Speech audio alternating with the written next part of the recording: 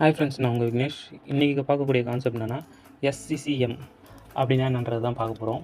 ஆக்சுவலாக வந்து SCCMோட first full form சொல்லிடுறேன். Microsoft system centre configuration manager. ஆக்சுவலாக இது வந்து முழுக்க வந்து ஒரு மைக்ரோசாஃப்ட் ப்ராடக்ட் தான். இது ஒரு டூல், ஒரு சாஃப்ட்வேர். இது வந்து விண்டோஸ்க்கு மட்டும் சப்போர்ட் ஆகுமான்னு கேட்டால் கண்டிப்பாக இல்லை. எல்லாத்துக்குமே, எல்லா டைப்ஸ் ஆஃப் ஓஎஸுக்குமே இது சப்போர்ட் ஆகும்.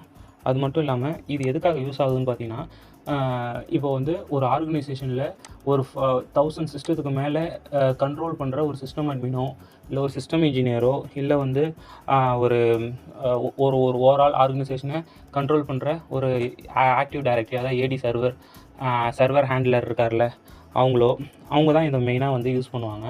இது என்ன பர்பஸுக்காகன்னு பார்த்தீங்கன்னா வச்சுங்களேன், நம்ம WDS யூஸ் பண்ணி நம்ம சிஸ்டம், அதாவது நம்ம எல்லா சிஸ்டத்துக்கும் ஓஎஸ் போடுவோம் தெரியுங்களா, அதுக்கும் வந்து இதுதான் யூஸ் ஆகுது.